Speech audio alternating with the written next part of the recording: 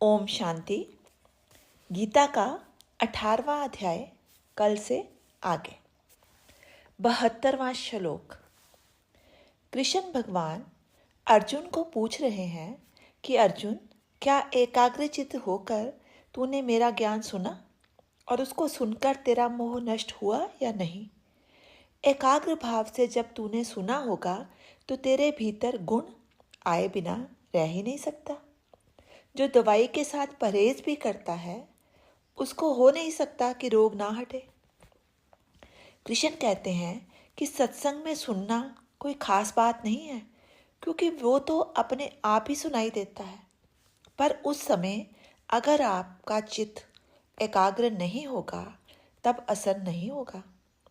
सच्चा श्रोता संसार के अनेक प्रकार के शब्दों से, नादों से अपने चित्त को समेट लेता है और प्रभु के वचनों को सुनता है, तब अपने ही उलझे हुए मन को पकड़ता है और अब इस उलझनों से भरे मन को खाली करने की साधना करता है।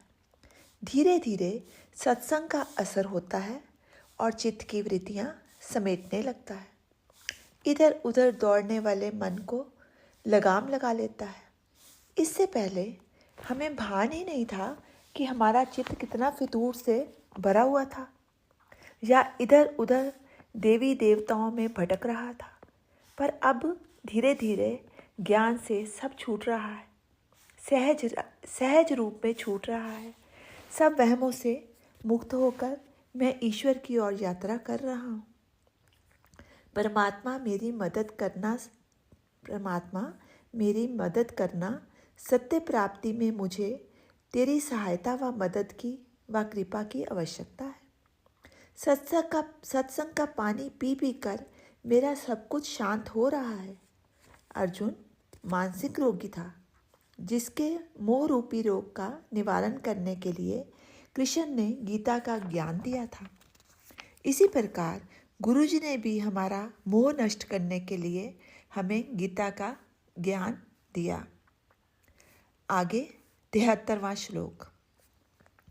अर्जुन जब मोहग्रस्त हो जाता है तो कमज़ोर हो जाता है और युद्ध करने को मना कर देता है।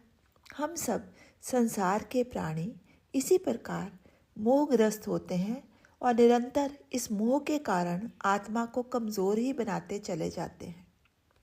जब ज्ञान मिलता है, माया की समझ आती है, संसार को ज्ञान से जानते हैं, तो खून के रिश्ते नातों से ऊपर उठकर आत्मा के रिश्ते में जाते हैं।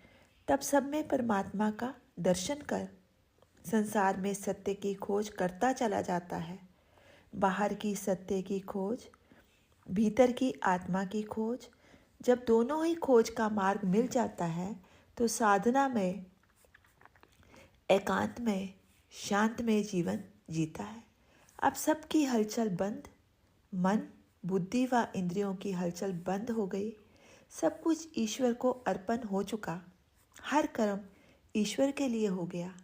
उसकी इच्छा खत्म हो गई तो जीवन में सब कर्म फल का त्याग कर देता है, निष्कामता में चला जाता है, कामना मुक्त होकर जीता है और मुक्ति सा आनंद अनुभव करता है।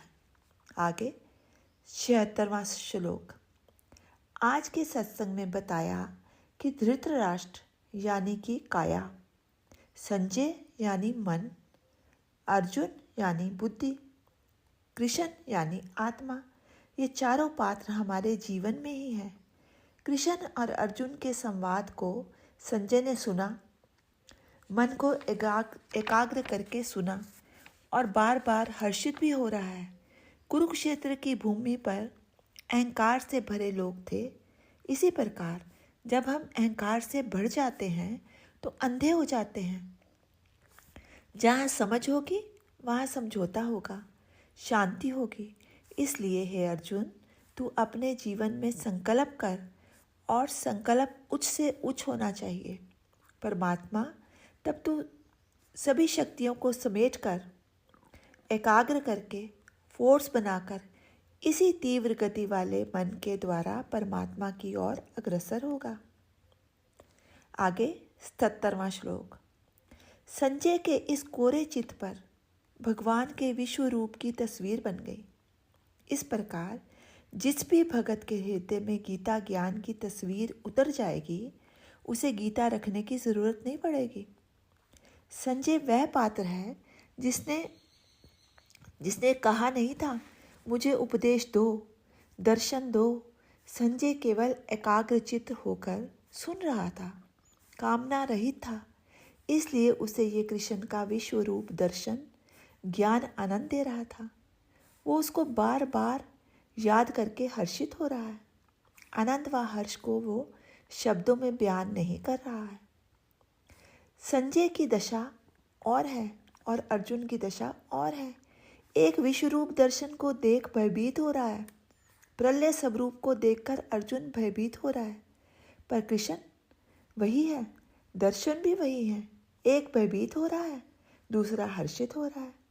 संजय के जीवन की इतनी ऊंची दशा है कि वो हर्षित हो रहा है, और जो परमात्मा से भयभीत होगा वो परमात्मा को नहीं पा सकेगा। जो बच्चा माँ से भयभीत होगा, माँ की गोद में कैसे बैठेगा? भगवान से भय कैसा? संसार से, उसकी माया से भय लगे, ये बात तो समझ में आती है। परमात्मा माने परम प्रेम।